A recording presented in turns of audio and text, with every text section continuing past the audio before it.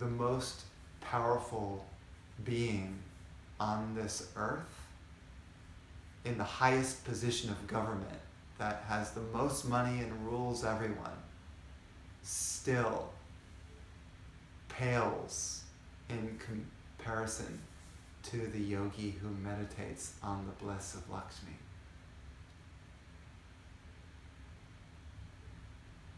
Because that yogi doesn't need anything. He or she can have money or not, and it doesn't matter.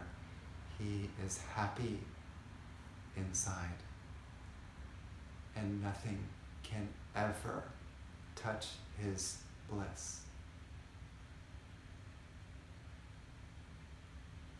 You can mangle, attack the body, cut it, shoot it, stab it, hurl bad words at it, and it will remain untouched. It will still stay in the realms of bliss. You might as well call it heaven on earth. Isn't heaven on earth where nothing, no problem can ever touch you? You could imagine your highest happiness right now on earth that you have ever experienced, and maybe multiply that by 1,000,000 times, and then you could get close to what Lakshmi is. So why do we chase after little, tiny abundances when we can simply meditate and focus on the energy of Lakshmi, and everything will be given unto us anyway? Why not go within instead of struggling so hard on the outside to get things? What's the point if you're worried about getting enough or you're worried about losing it? What's the point of having everything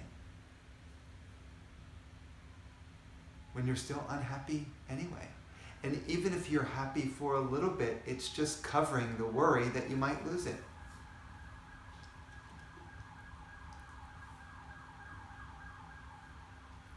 I remember when I was in financial planning, the more money, more assets under management I had, the more money I was managing for people, the more worried I got, because there was a possibility of losing it. There was like a bigger possibility of I might lose. Somehow I might make a mistake and lose this money for the client, and then they might be unhappy with me, and then I'll be in trouble. So I just piled on more and more and more fear.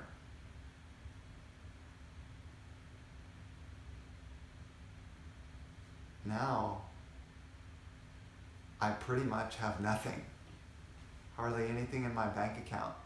And it's like, it's hard to strip a naked man, isn't it?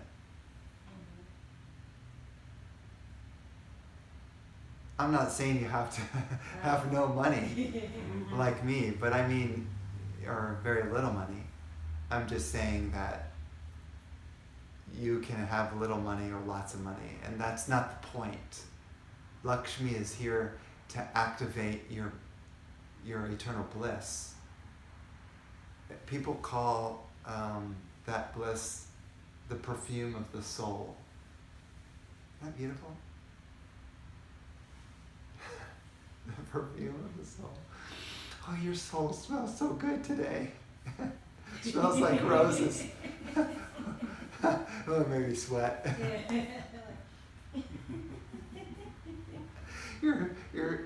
I take pictures of flowers.